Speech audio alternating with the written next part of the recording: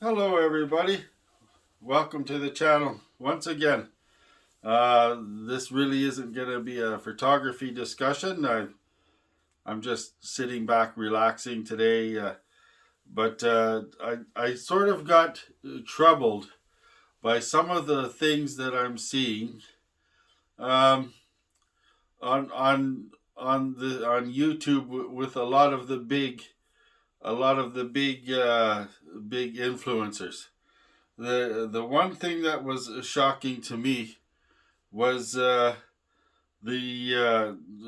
one or two people are going, the D500 has been cancelled. The D500 is dead. The D500 is no longer relevant. You know, we really need to put this into perspective, and so I'm just trying to get my point across. It is my point, my view. But it's not. They've made so many of these D500s, and they're such an iconic camera that even today people they're sought after simply for their speed and their accuracy, their autofocusing. And they're just still a top-notch camera today. But to put that into perspective, you know, here's the D300. The D300 I just shot yesterday. There are people in Facebook groups that the D300, I'm pretty sure was only a run for 2 maybe 3 years, but they obviously made quite a few because there's a lot of them out there.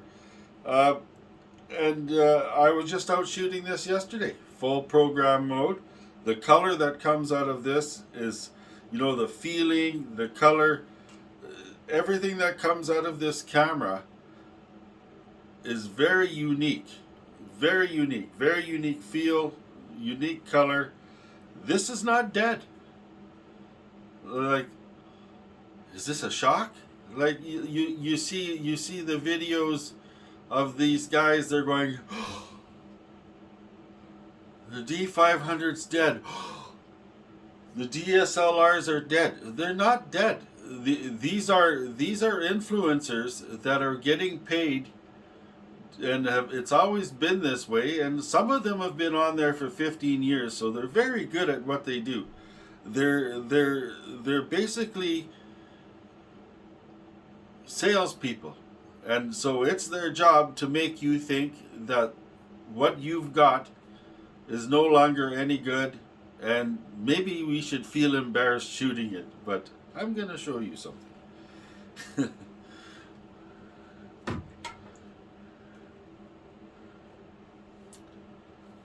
The Nikon F4.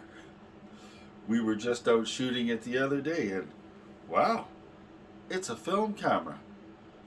I'm sure back when this was no longer, as they would tell you, no longer relevant. This is dead, discontinued.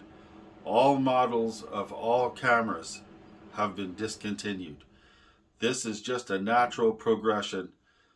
They've become classics. They are not discontinued. These cameras have become classics and are very sought after. If you've ever held and used this camera, you will know. We are seeing young people, the male and female, picking up cameras from the 1960s, throwing film in them, and shooting them and posting it on YouTube. I'm sure they're not getting 1 million views, or it's not the biggest thing in the world, but it's much bigger than you are led to believe. Ilford is fully pumping out film. There's new film manufacturers and producers. There's Luminosity, Cinestill, specialty stuff, and not cheap, but thriving companies that are Kodak can't keep up with their Portra 400 all of a sudden. If you go on eBay and other sales places, you'll find, holy smokes, these film cameras aren't garbage anymore. They're actually sought after, and some of them are going for thousands of dollars. So we need to put all of this into perspective, and then here we go. We're looking at some of these new cameras. They're the best. They're the best. The Z9. Oh, before anybody was holding it in December, it was and then all of a sudden in January, the M11, the Leica M11. Oh, and the same guys are now going, Olympus, the Olympus. Put that into perspective, please. We need to let people know and spread the word that these people are into selling you, and they're getting paid to promote and sell you cameras. They're getting paid to let you think that your camera is no good. They've been at it for 15 years. That's great. I think that they really had to work hard to get to where they are. So there's respect in that. There's respect in that, but it's up to us to actually make choices, not on what we're being told, but on what we actually need and think to ourselves. When the Nikon bought out the D850, it was the greatest thing ever. You seen it everywhere. But what people weren't telling you is that if you picked up this D850 and tried to use it like the D300, you're soon going to find out that any camera shake that you have is multiplied by a lot. You had to have the VR lenses, and you have to actually have high shutter speeds. This is why the ISOs, you really had to, it was a whole new learning experience to use these cameras. Yet you've seen commercials where studio photographers were just going with this camera and getting these beautiful pictures. Well,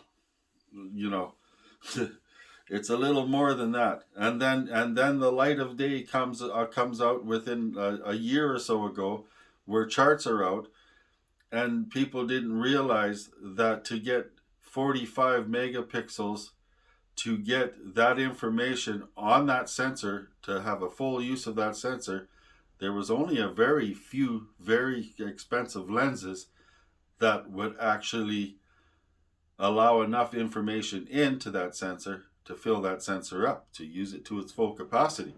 So that's coming to light now. Another video that I've seen yesterday was the same thing with these new 60 megapixel, I think the Leicas and that.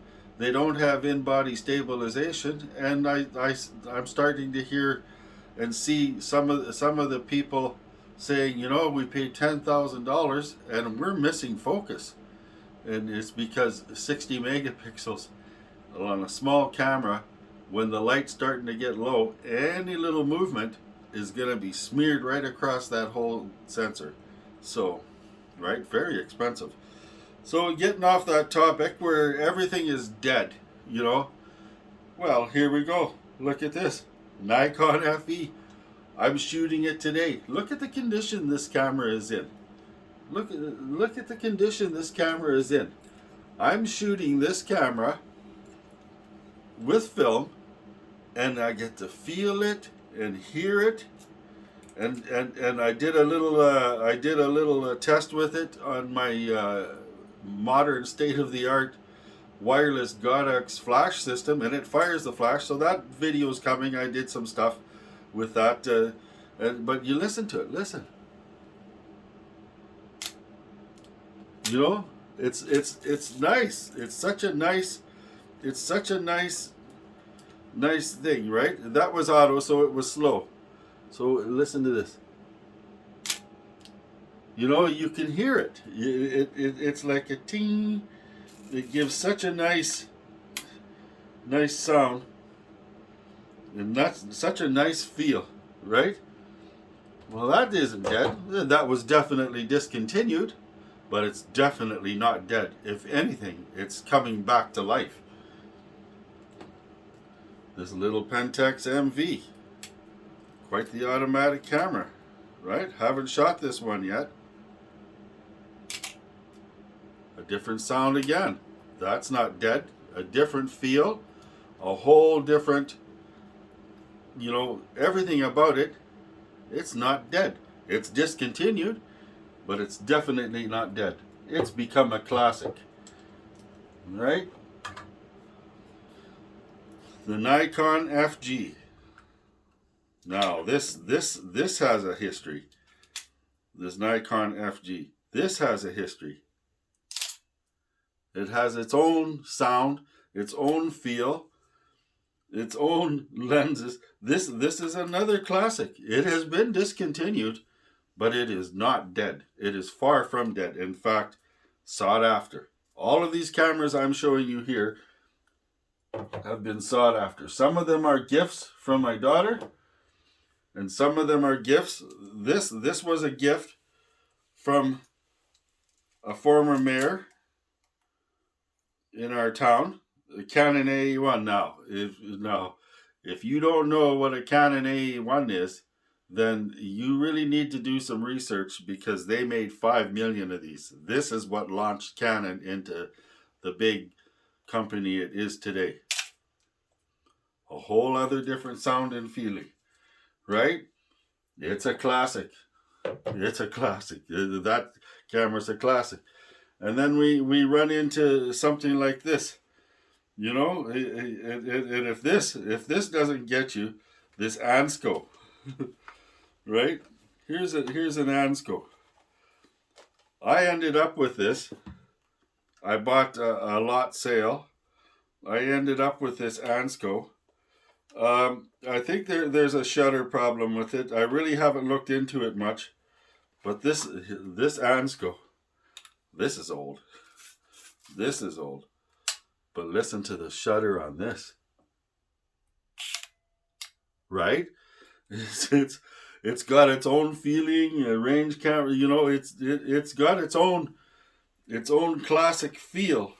And for the price that you can pick them up and throw some film in there and go out with these cameras, it's all hands-on. It's such an exciting thing. There's no way that these are ever going to die. They're just going to become more sought after. If anything, there'll be slowly fewer and fewer of them in circulation, so they're going to increase in price. If you haven't been watching the film photography world lately and the prices of their cameras, then you should go and have a look, because their prices and their values are increasing substantially, and the film industry is booming. It's so everybody's getting in there, and it's because the feel, the character. You're able to take these cameras and be totally involved with them. You can feel them. You learn to understand them. They make you think. They make you work. You make mistakes with them, so they're a challenge. And they're not. Once you buy the camera, it's not expensive. Once you get the developer, like I'm shooting black and white, so I'm now using this Cinestill monobath developer. I don't know, I pay for, what is this, a liter? There's a liter here. It'll do probably 8 rolls of film, or more. Single step, so very inexpensively I'm developing and easily without a huge chemistry set. I'm taking the camera, I'm loading the film in the camera, I'm getting film that has different characteristics, like the Cinestill. It's actually movie cinema film. So you're actually shooting some history with a piece of history, and you get that feeling. You get that feeling. That is not dead. There's no way of killing that. There's absolutely. You could try to hide it. You could try to be all dramatic and say it's dead, but it is not dead. And so back to that. So even the HP 5 Plus, Ilford HP 5 Plus, I'll take this camera. It what I think $250 with the lens or something like that, and that's they're going up. I could see that pretty soon you'll be paying $400 or $500 to get one of these. And you put the film in the camera, and you have an auto mode on this. Some of them are manual, and you do the adjustments with the light meter, and so you're actively involved in taking these photos. And this film has a special characteristic, a special grainy, contrasty characteristic. So you're out there and you're shooting this film, and it's like it's like you're on a journey, and then when you're done, you take the film and you go into your dark bag or your dark room, and you take the film out of its little canister in here, and you're all excited because you want to see the results.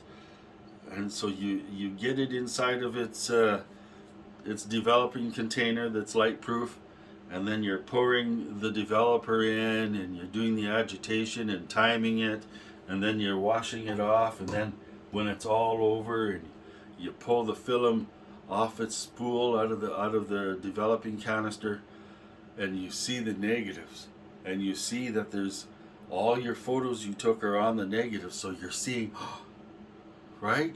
You're seeing what you did, your journey so far, but your journey is not finished. You're still hands on. Then you're hanging that to dry. Then you're cutting it. You're flattening it out. And nowadays I'm using the D500 with the 105 micro. Well, so obviously the D500 is not dead. The micro, and I'm taking photos of it in front of a soft box on a system I made. It's not perfect, but I'm perfecting it. And then I'm taking those photos, and then I'm already now into the digital age, and I'm going into Lightroom, and then I'm reversing the films because they have to be reversed for the proper color to come out, so everything turns backwards. And then you're processing them, and then you're seeing what you did. But you're still hands on. So when you're done that, then you put it into a file from Lightroom. You turn it into a JPEG because I'm shooting this in RAW. You're putting it into a JPEG form, and then you're putting it on your phone, or you're putting it on YouTube or whatever social media it is, and then you're showing your friends the result of what you've done. Now that is really, really the art of photography to me. And so it fuels a passion for your photography because it's such a hands-on thing from the beginning to the end, that you're involving digital photography, you're involving everything, but that's definitely not dead. These cameras were discontinued in like 1980, 78, some 1965. Some go back as far as the 50s. There's people shooting cameras that are from the 50s, right? In the big format, because they're still making the film for these cameras. And then recently, Luminosity is putting out 110 cassettes. They're actually putting out 110 cassettes for the little Kodak cameras and stuff. So those are coming into play. You can mix these cameras, especially the Nikons. I don't know how far the Canons can go. I don't, and that I don't know that much about. I'm pretty much a Nikon guy so far, but I can take my 200 to 500, 5.6, and throw it On this FE, I don't have control of the aperture, but I still have control, and the aperture on that would be 5.6, right? But I would still have control of the shutter speed and the manual focus, so I could actually use that new lens on this old camera. So that opens up a whole new avenue. It's just, it just goes on and on. And here's another. So I got all these cameras, and I had this. I found this in the bottom of a box. This what is this? This is a Concord AW905. And this is part of the story. So I ramble on, but I need to tell you this. So I was looking at this camera, and I opened the back, and I'm going, oh, that's a 35. So I'm looking, but it looked like the spool on this end was smooth. So I'm going, maybe it doesn't work. So I looked, and well, it takes AA batteries. So I threw a couple of AA batteries in this. And then geez. So then the next thing I did is I took a roll of HP5 Plus, Ilford HP5 Plus, and I put it in here. And I spooled it over, and I laid it across, and then I closed the camera door, and then it sounded like it grabbed the film, but I wasn't too sure, so I took another shot. Geez, that sounds like it's winding the film, but the motor didn't sound like it was too strong, so I took another one. And I'm going, I don't know if that grabbed the film or not. So against my better judgment, I opened up the back to have a look, knowing that there was only a limited amount that would have came out. And sure enough, it grabbed the film. So now I'm looking at this camera, and I'm going, okay, well, now I got film in there, so I'm going to have to go out and shoot it. So that's going to be coming. So here it is. It's not cleaned up or anything. It's kind of and it's got HP5 Plus in it. The flash works. So we're gonna shoot this. Now, everybody, here's an eye opener. HP5 Plus cost me maybe $10 in tax to get to the door, and throw it in this camera. The camera was free. The two batteries, I don't know, $5. So we're at about $15, right? Okay, well, $15, So now I'm going to spend a whole day out taking pictures with this camera. So we're talking like maybe 3 or 4 hours, 5 hours, 4 hours, out taking pictures with this camera, not even knowing whether there's going to be images coming out of here or not. So when that's done, then I'm going to come home after the film's rewound, take this film into the darkroom, get it all loaded up on the reel into the development canister with the light proofing, put the monobath in there, do the developing, and probably pull the film out, and there may be no images, the film may be ruined, or there's going to be bad images or good images. But it's just the excitement of all of that, and taking a whole day, and with the developer probably, so at the most $20 for a whole day's entertainment with excitement, mystery, some suspense, and it could turn out good, could turn out bad, but $20, what do you get for $20? Not any of that. So it's especially in photography. Or we could, spend $9,000 on a mirrorless camera that really has no feeling, and take pictures of it, and actually there's the picture on the back. You're done. The newest cameras they got out now, it's all computerized with the expensive lenses. You're probably going to be down $12,000 by the time you load up the lenses that can actually use those sensors. You go to take your picture, the camera does it all, right? So you're operating a computer. The camera does it all. The focus grabs. Everything's grabbing for you. You're done. You look at the back of the screen. That's an amazing picture. You load it onto your computer. If it doesn't, make your computer blow up, so you have to buy a new computer because the files are so big. But then once you put that on your computer, it is amazing. And but you're done. You're done. That was your involvement. Pointing the camera, pushing the trigger, processing. Done. Done. In fact, the processing is probably minimal because they do such a good job. So the feeling is going away and is almost gone in these cameras.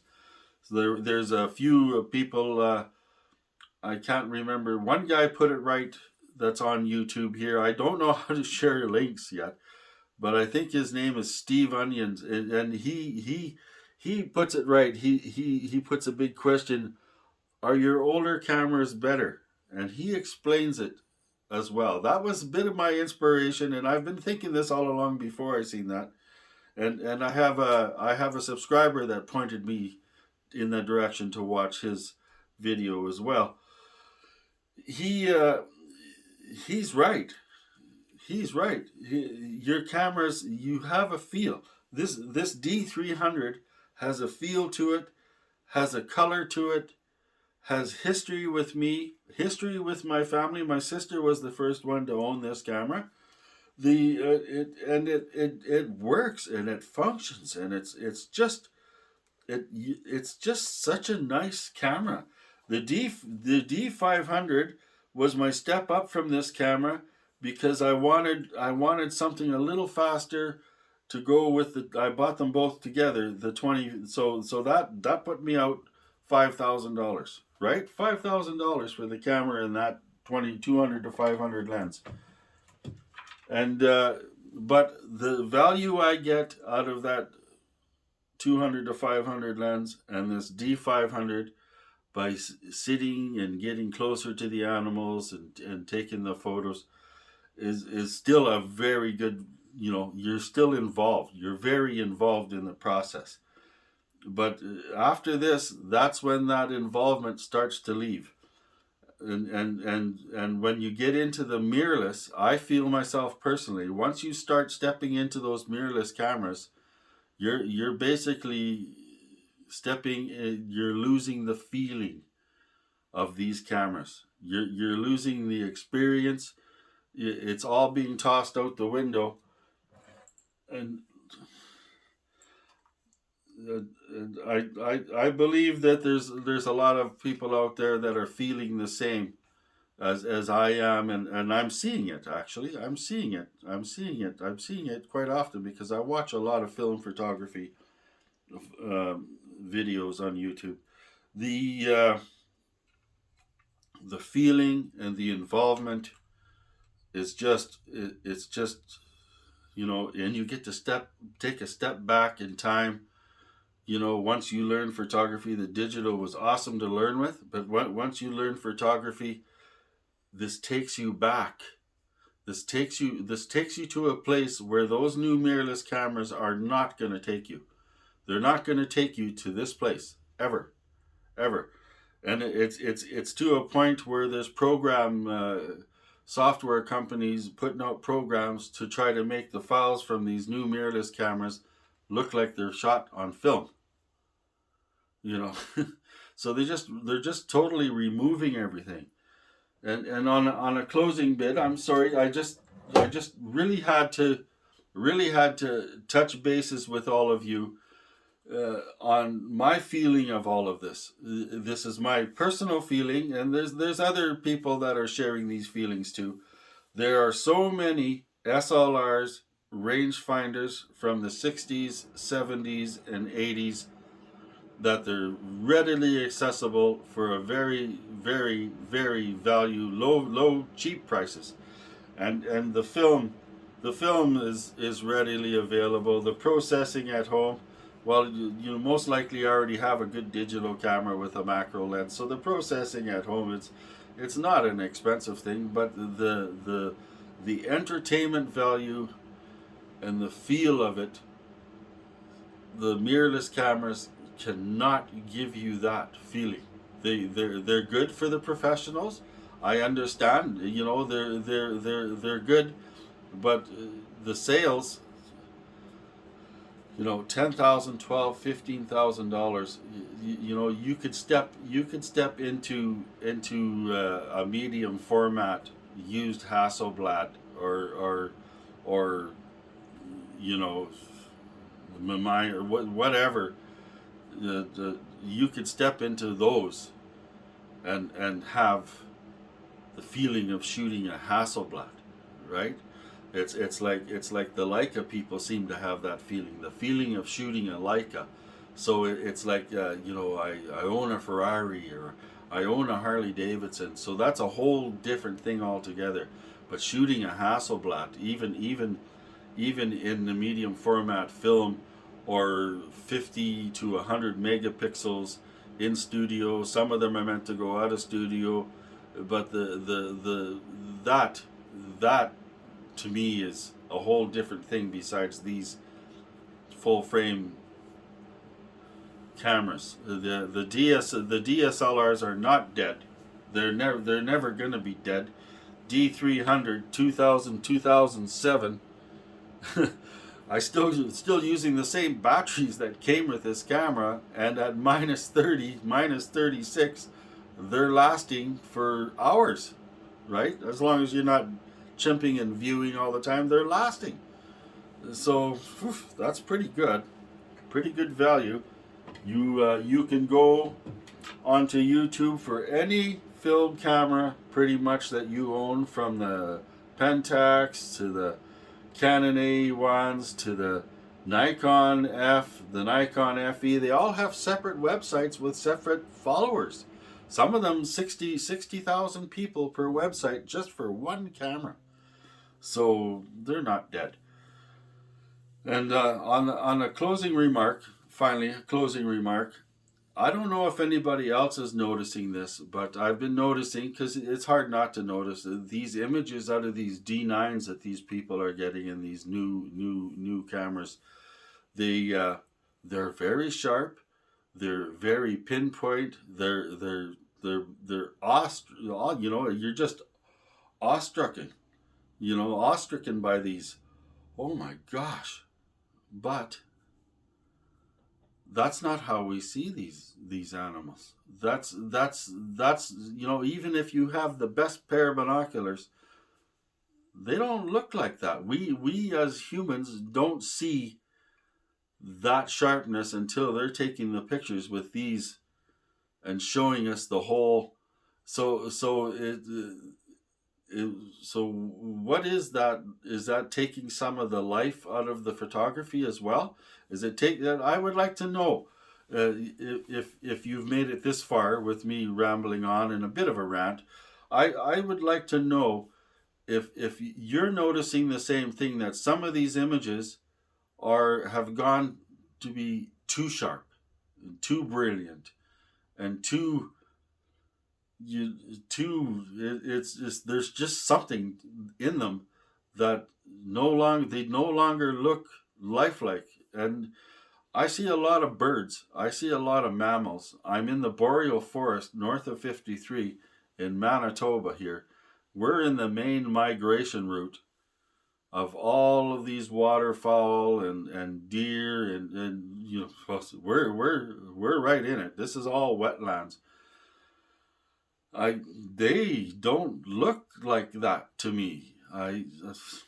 It's just my personal thing, and I know that in the in the strife for perfection, that yes, they're definitely getting it.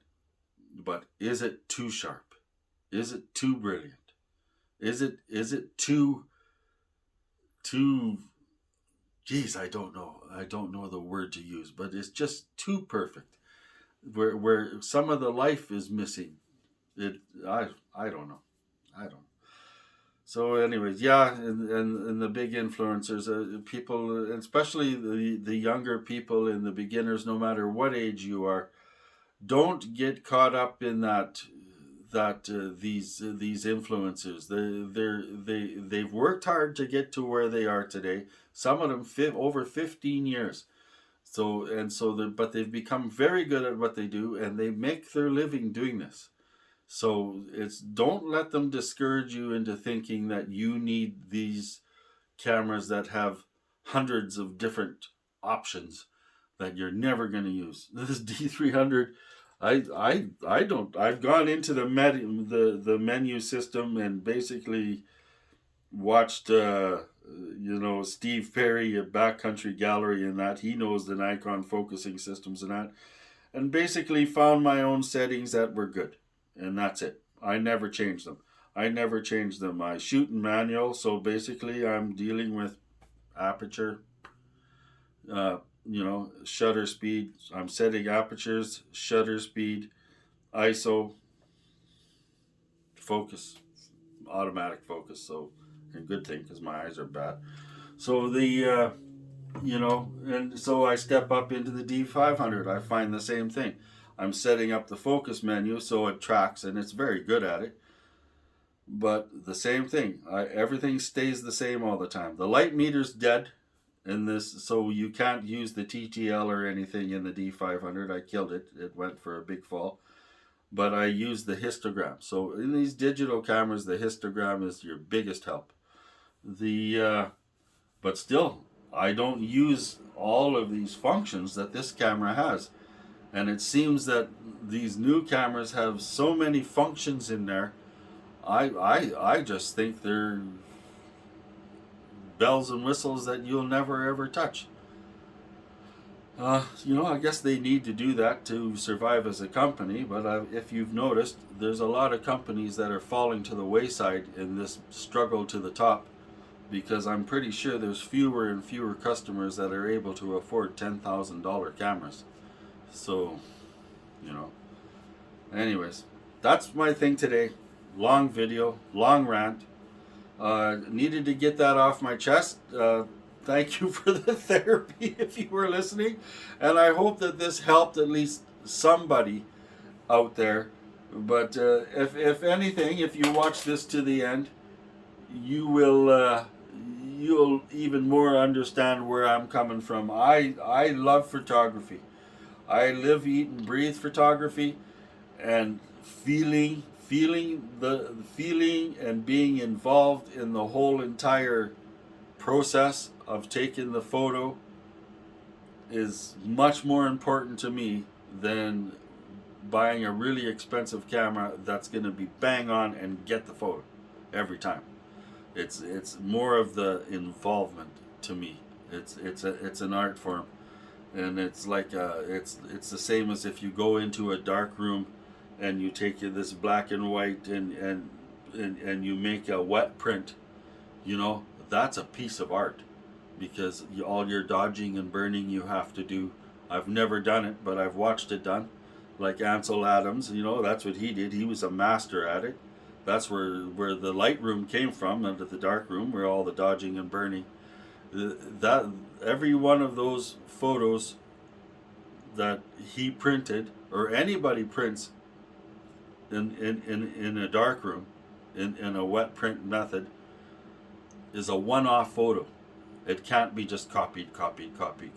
It's not a superficial high-end printer printing out a perfect picture. It's there's only one ever going to be like it. So that being said, thank you. Thanks for tuning in. I'm sorry for this long rant. It's just I know there's lots of other people out there that are just like me. They have a hunger for photography, and they need to feel and touch. And I hope if somebody watches this that is getting a little confused, thinking that they need to have these brand new cameras, maybe you're going the wrong way. Possibly. Maybe you should go back into the past and play around with that for a little while before you keep buying these new cameras that you're going to be bored using. I'm pretty sure that these new cameras are going to get boring pretty fast, because they're doing everything for you, like even silent now. Not even a shutter anymore. Did I take the picture? Thank you. Like and subscribe. See you next time. I'll do some photography and I'll get a few videos up. I got a couple in the can here yet.